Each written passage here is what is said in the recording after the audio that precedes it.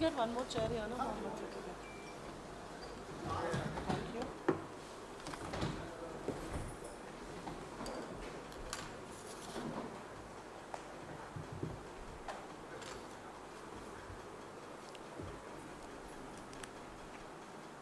Are we ready? Ready.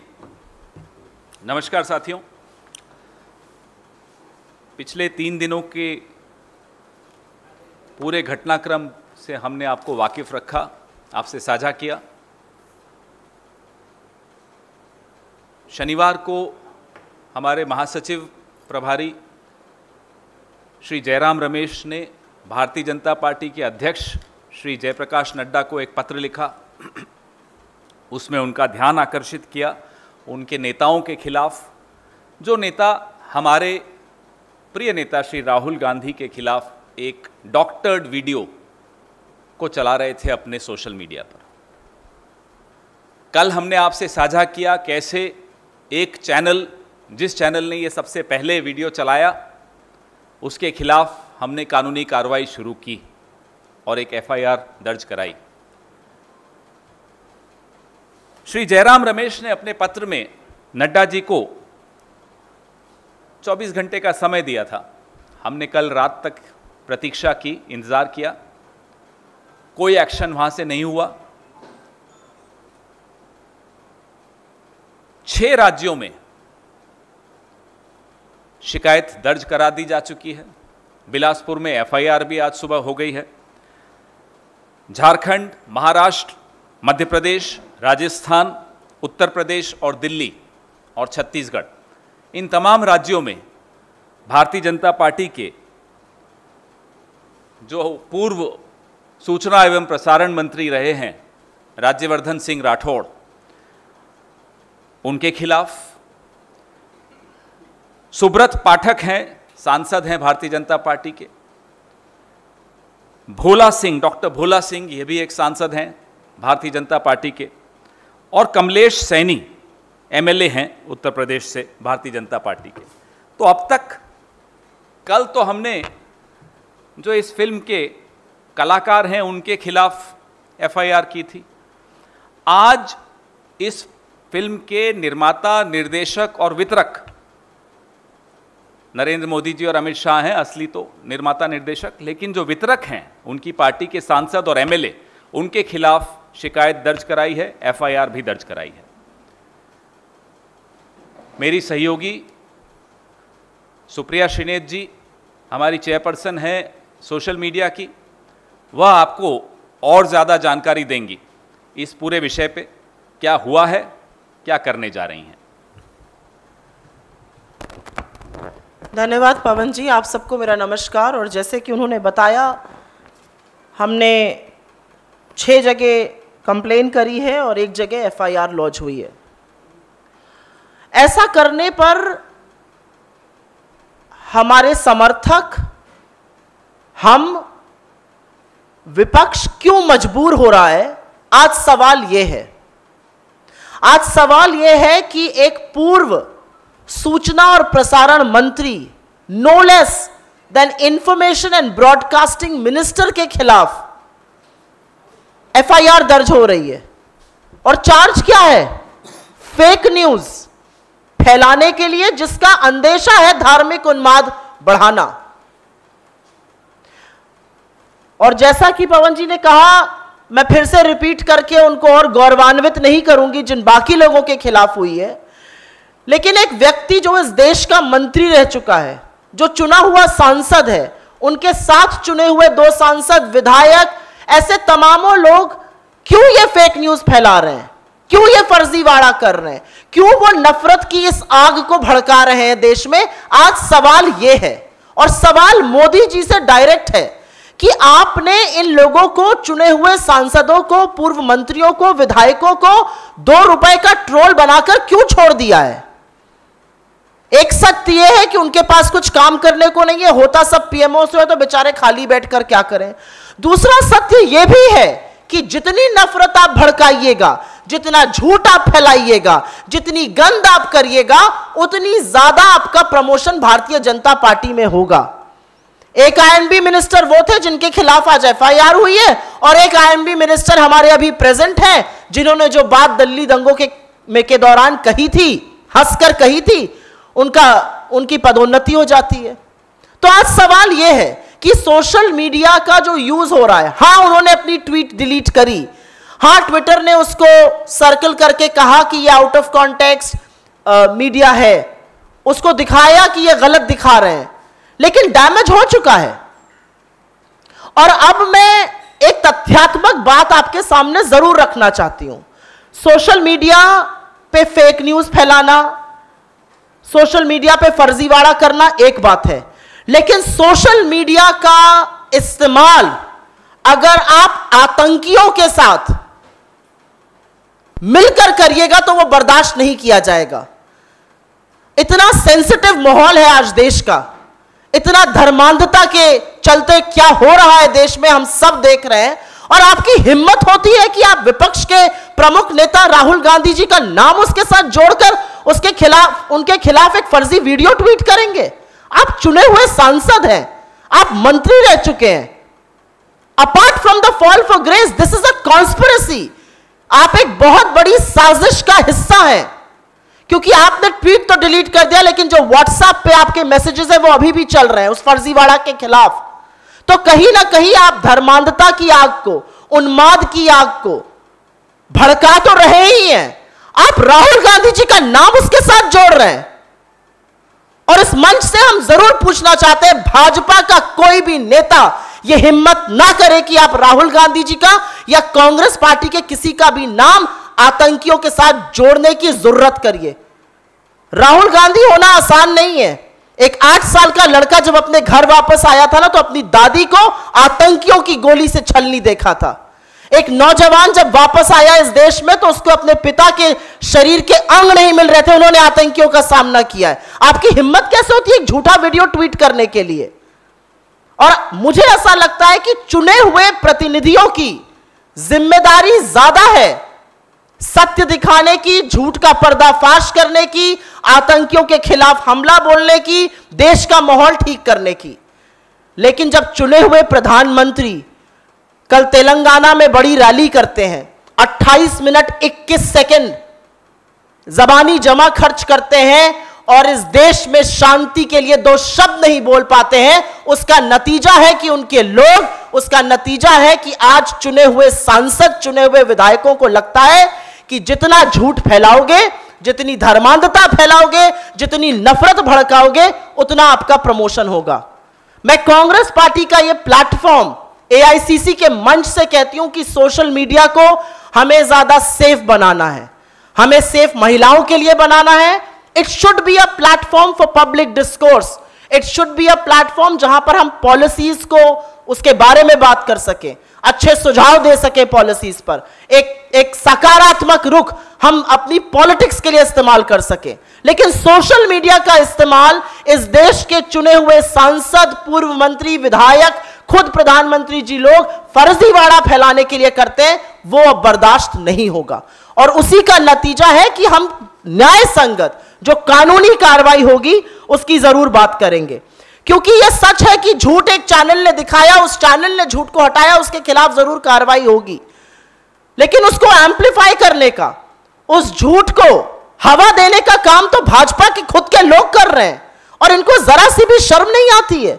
आज appeal होनी चाहिए, आपके जो नेता प्रतिपक्ष हैं वो बैठकर अशोक गहलोत जी की सर्वदलीय बैठक में उसकी भर्त्सना करते हैं, अपना सहयोग बताते हैं, प्रशंसा करते हैं अशोक गहलोत की सरकार ने कैसे एक्शन लिया। और अगर आप मुझसे पूछिए तो राजस्थान ने एक गोधरा होने से बचा लिया जो मोदी जी 2002 में नहीं बचा पाए थे।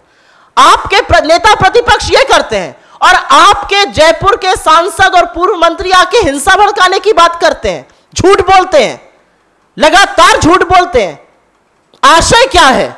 आज सवाल यह है, आपका आशय नफरत भड़काना है, उस नफरत की आग में अपनी रोटियां सेकना है। लेकिन अब यह नहीं सहा जाएगा, ना ये पब्लिक डिस्कोर्स में सहा जाएगा, ना ये मेनलाइन मीडिया में सहा जाएगा, और ना ये सोशल मीडिया में सहा जाएगा। और खास तौर से अगर आपने कांग्रेस के शीर्ष नेतृत्व और हमारे नेता राहुल गांधी जी के खिलाफ इस तरह का दुष्प्रचार किया, तो तो उसके परिणाम आपको भुगतने पड़ेंगे, और परिणाम भुगतना जरूरी है, क्योंकि आप 2 रुपल्ली के ट्रोल अगर बनने को तैयार हैं तो जो 2 रुपल्ली के ट्रोल के साथ होना चाहिए वही आपके साथ न्याय संगत कानूनी कार्यवाही होगी। धन्यवाद।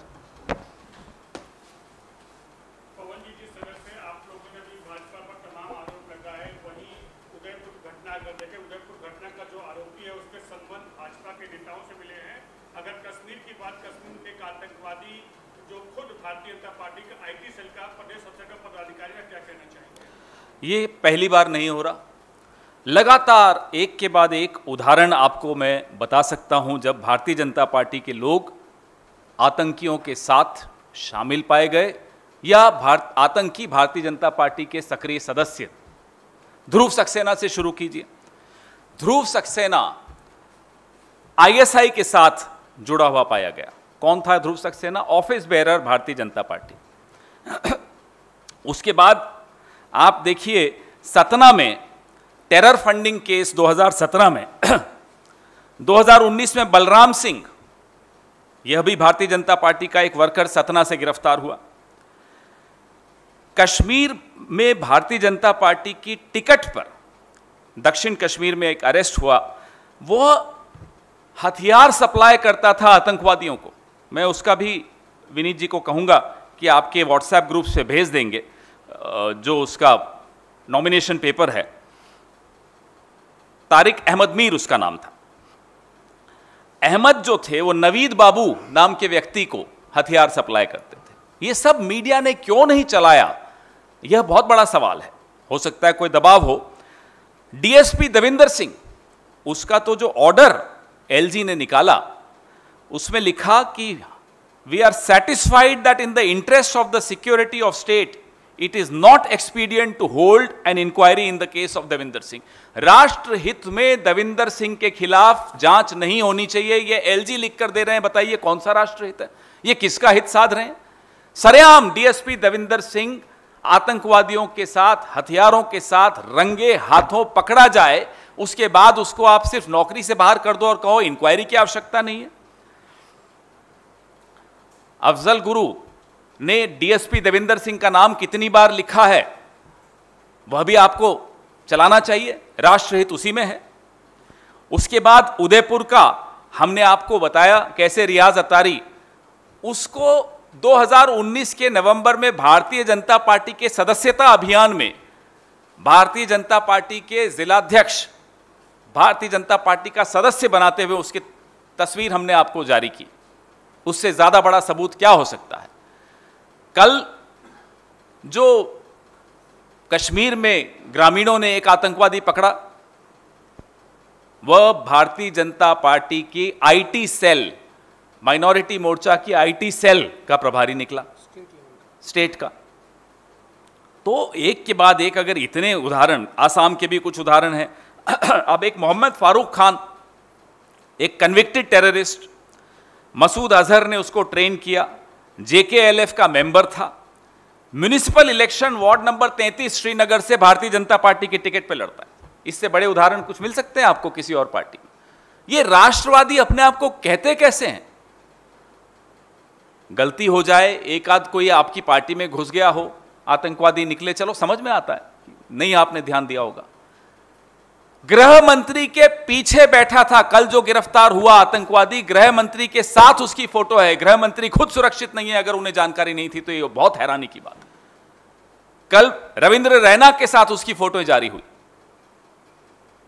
जम्मू कश्मीर एक बहुत सेंसिटिव स्टेट रीजन है, वहां आप देख रहे हैं कि आतंकवादी ना केवल भारतीय जनता पार्टी का ऑफिस बेरर है, अमरनाथ यात्रा पे हमले की योजना बनाने वाला व्यक्ति एक चित्र में गृह मंत्री के पीछे बैठा हुआ पाया जाए।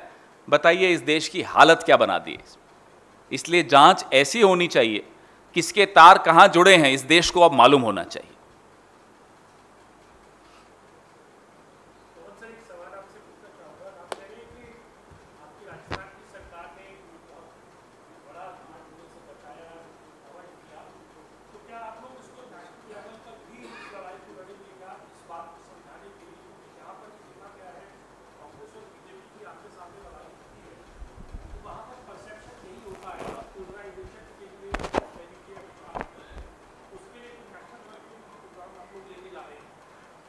एक तो मैं क्लियर कर दूं कि ये नेशनल लेवल का प्रोग्राम नहीं है जो भारतीय जनता पार्टी के नेता कर रहे हैं।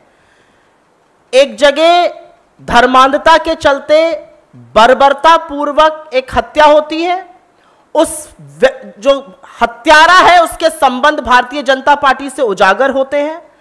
धन्यवाद हो गहलोत सरकार का जिन्होंने कड़ी कार्रवाई और डिसाइसिव एक्शन लिया, लेकिन भारतीय जनता पार्टी के चुने हुए सांसद उस माहौल को बिगाड़ने की कोशिश करते हैं। अगर यह देशद्रोह नहीं है तो देशद्रोह क्या है? आप इस देश को क्यों नफरत की आंख में झोंक रहे हैं? और यह सिर्फ राजस्थान स्पेसिफिक नहीं है, क्योंकि जिन प्लेटफॉर्म्स पे उन्होंने यह झूठा वीडियो दिखाया था वो सिर्फ राजस्थान फोकस नहीं है।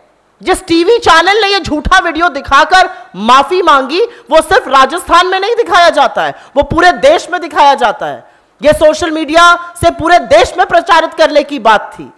आप राहुल गांधी के खिलाफ एक फेक न्यूज कैंपेन 8 सालों से चला रहे हैं, लेकिन राहुल गांधी जी के खिलाफ आप इस घटिया स्तर पर उतर आएंगे कि आप इस देश को जलाने की, आप इस देश के टुकड़े करने में भी अचकचाएंगे नहीं। देशद्रोह अगर ये नहीं है तो देशद्रोह क्या है? और इस देशद्रोह के खिलाफ देश भर में नहीं और हमें ही नहीं, हर व्यक्ति को सोचना चाहिए कि भारतीय जनता पार्टी आखिर कर क्या रही है। आप कौन से राष्ट्रवाद की बात करते हैं? आप इस देश को एक भयानक आग में झोंक रहे हैं, और यह नीचे से नहीं शुरू होता, यह ऊपर से शुरू होता है। जब प्रधानमंत्री रैली में उन शब्दों का प्रयोग करते हैं जो एक 2 रुपए के ट्रोल को भी नहीं करना चाहिए, तो उनके मंत्रियों को, उनके सांसदों को, उनको विधायकों को लगता है झूठ बोलो, नफरत फैलाओ, धर्मांधता फैलाओ, दंगे भड़काओ और भाजपा में प्रमोशन पाओ। इसलिए इसके खिलाफ बोलना जरूरी है और हम बोलेंगे।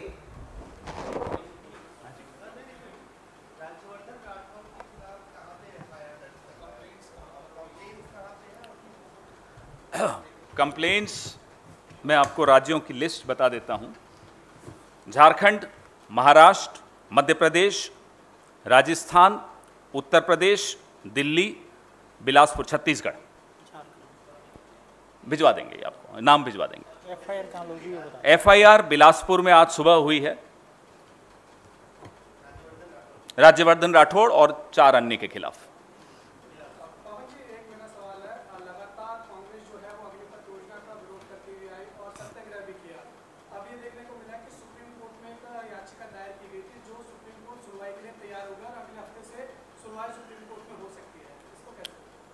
इस देश के लाखों नौजवान प्रतीक्षा कर रहे हैं, उन्हें उम्मीद है कि उनको अदालत से कोई राहत मिलेगी। उनके भविष्य के साथ जिस तरह का क्रूर खिलवाड़ किया गया मोदी जी द्वारा, अब एकमात्र रास्ता उनके सामने यही बचता है। सड़कों पर वो आए, उन्हें डराया धमकाया गया, उनको तरह तरह के भय दिखाए गए कि आपके खिलाफ अगर एक भी शिकायत होगी तो आपको नौकरी नहीं मिलेगी।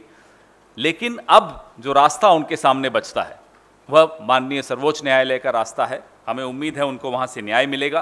कांग्रेस पार्टी उनके साथ कंधे से कंधा मिलाकर खड़ी है। किसी भी अहिंसक आंदोलन का, किसी भी सत्याग्रह में कांग्रेस पार्टी उनको सहयोग करेगी।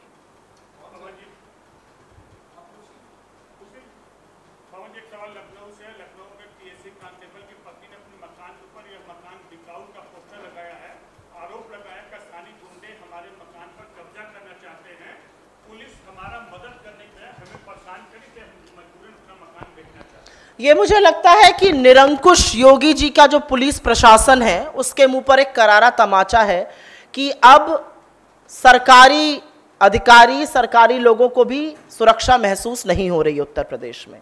इस पर हम कुछ टिप्पणी करें उससे पहले अच्छा होगा जो एडीजी लॉ एंड ऑर्डर हैं उत्तर प्रदेश के, जो हाथरस में भी रेप को नकार रहे थे, वो इसके खिलाफ कुछ कार्रवाई करें। ना महिलाएं सुरक्षित हैं, ना गरीब सुरक्षित हैं, ना शोषित वंचित वर्ग सुरक्षित है। उत्तर प्रदेश में अब सरकारी अधिकारी भी सुरक्षित नहीं, तो सुरक्षित कौन है ये जानना मुझे लगता है पूरे प्रदेश का ही नहीं पूरे देश का काम है। क्योंकि फर्जीवाड़ा से इधर उधर के नंबर करके हम सबसे सुरक्षित राज्य बन गए। आप कुछ लोगों की आंख में धूल झोंक सकते हैं। मैं उत्तर प्रदेश से आती हूं और मैं जानती हूं कि किस तरह से वहां पर बर्बरता होती है और किस तरह से निरंकुश पुलिस लोगों को परेशान करती है। उसका एक नमूना ये और है।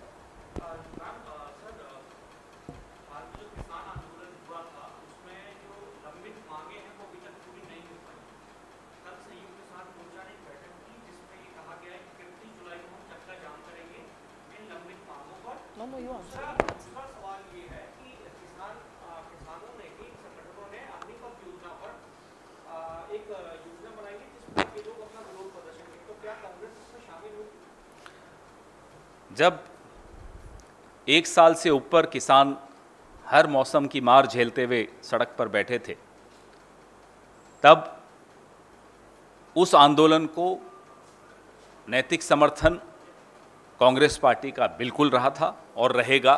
जैसा कि मैंने आपको कहा, किसी भी अहिंसक सत्याग्रह में कांग्रेस उन सत्याग्रहियों के साथ हमेशा खड़ी रहेगी।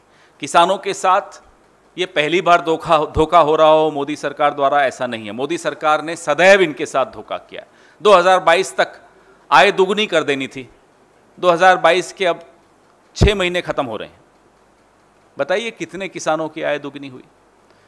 आपने पंजाब चुनाव को देखते हुए आनन फानन में उनको वादे किए और काले कृषि कानून लंबित रखे, हटाए, पीछे विड्रॉ किए, लेकिन क्या हुआ एमएसपी का?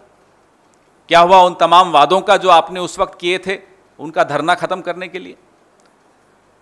यह सोचते हैं कि ये लोगों की आंखों में बार बार धूल झोंक सकते हैं।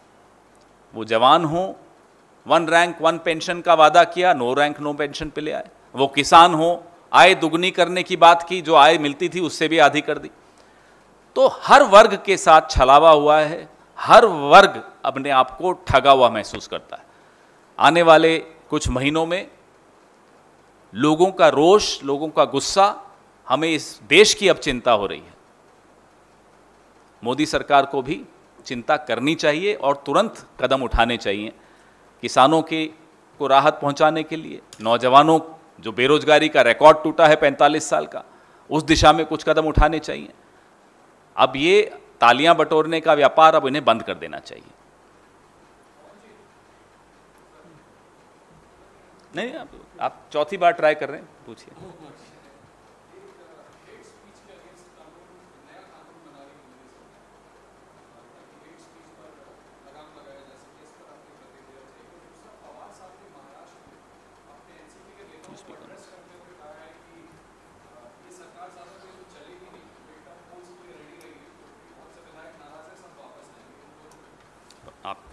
मैं हेट स्पीच पर जवाब दे देती हूं और बाकी सवाल पवन जी जवाब दे देंगे।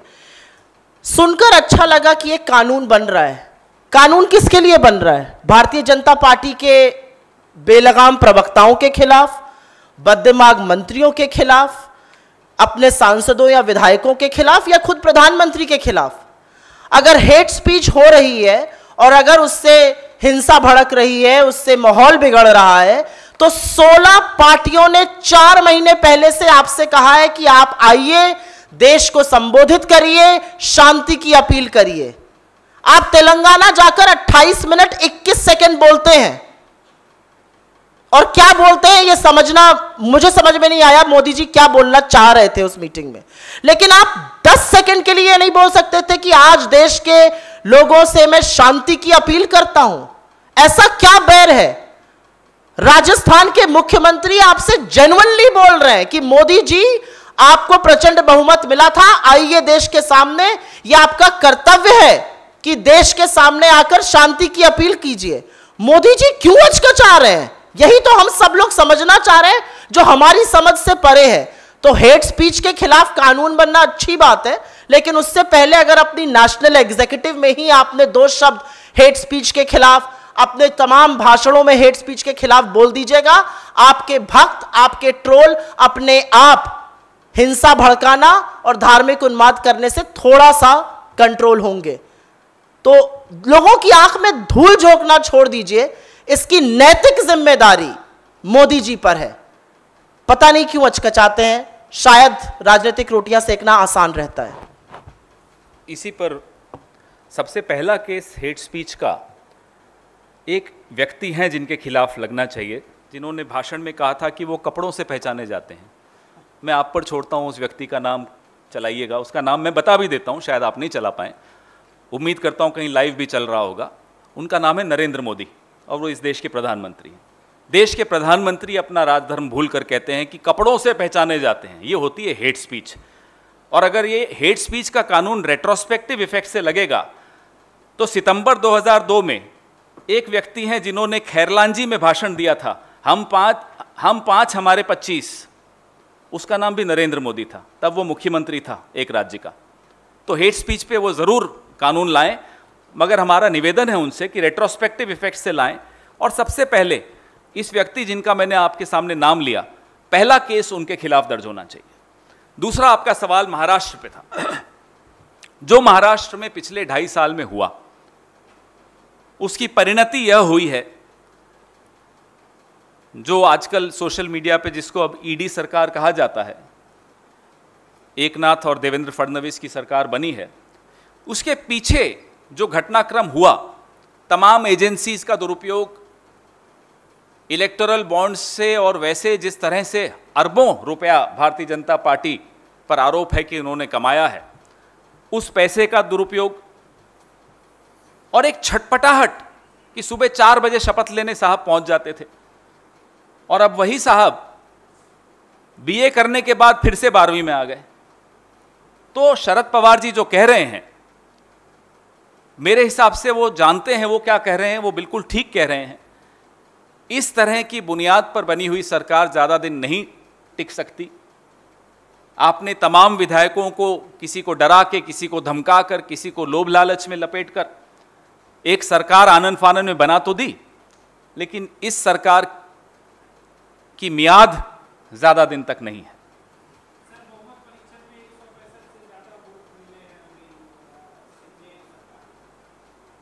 जैसा कि शरद पवार जी ने कहा, और मैं दोहराता हूं, आगे आगे देखिए होता है क्या।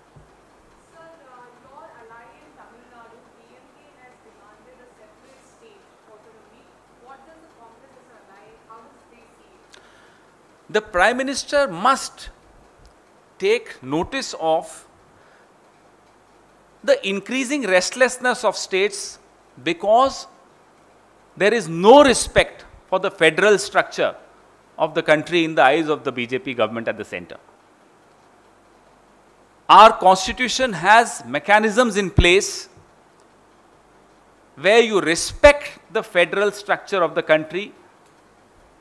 You do not treat states in a stepmotherly fashion.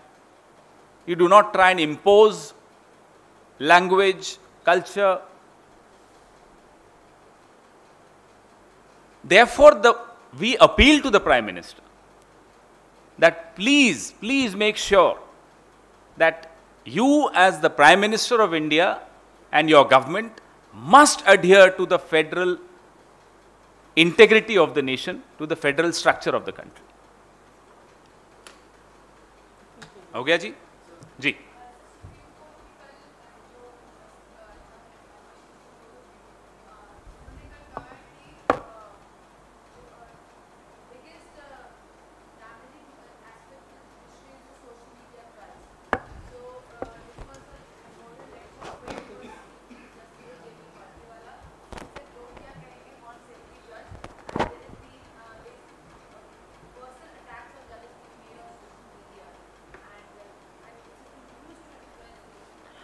कुछ ऐसे शब्द कल ट्रेंड हो रहे थे इंडिया में सुप्रीम कोर्ट के संदर्भ में, जिनको शायद मैं एक सम्मानित मंच से दोबारा रिपीट भी नहीं कर सकती हूं।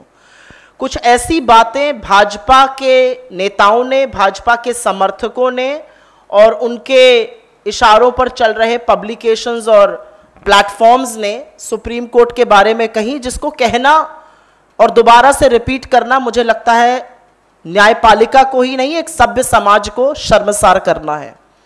सुप्रीम कोर्ट के जजमेंट से आप असहमत हो सकते हैं, सुप्रीम कोर्ट के जजमेंट को आप क्रिटिक कर सकते हैं, लेकिन सुप्रीम कोर्ट के जजमेंट को लेकर एक स्मीयर कैंपेन चलाना, कैरेक्टर असैसिनेशन, रेपुटेशन असैसिनेशन करना जजेस का, मुझे लगता है किसी को भी शोभा नहीं देता है।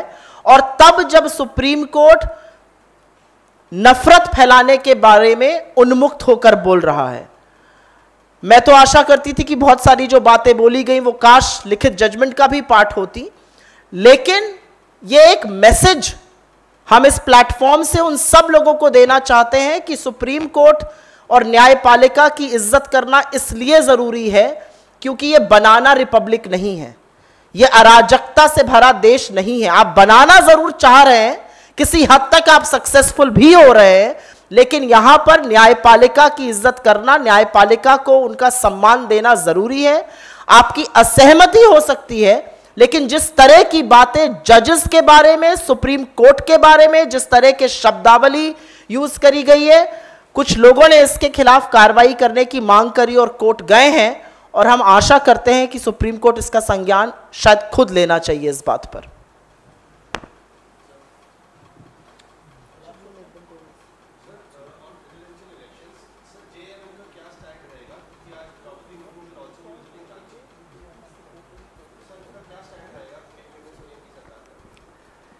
हमने देखा कि जिस पार्टी ने एक आदिवासी कैंडिडेट को बार बार ये दोहराते हुए कि ये आदिवासी हैं राष्ट्रपति चुनाव में उतारा, मध्य प्रदेश में उन्होंने आदिवासियों के साथ क्या किया, क्या बर्बरता की, वो सबके सामने है। तो आप हाथी के दांत खाने के और दिखाने के और वाली परंपरा पे चलते हो और उम्मीद करें कि आपकी, क्योंकि आप कह रहे हैं ये आदिवासी हैं इसलिए सब लोगों को समर्थन देना चाहिए, तो पहले आप अपने गिरेबान में झांक कर देखिए कि आपने मध्य प्रदेश में आग लगा दी, एक आदिवासी महिला को मारने की कोशिश की, एक छोटे से ज़मीन उसमें, और अभी वो संघर्ष कर रही है जिंदा रहने के लिए। पहले अपने गिरेबान में झांकिए, देखिए कि किस तरह से आपने आदिवासियों की ज़मीन को खुर्द-बुर्द कर दिया, अपने दोस्तों को दे दी, किस तरह तमाम आपने उद्योग ऐसी जगह लगाने की चेष्टा की जहां आदिवासी अपने लिए संघर्ष कर रहे थे जल जंगल जमीन के लिए।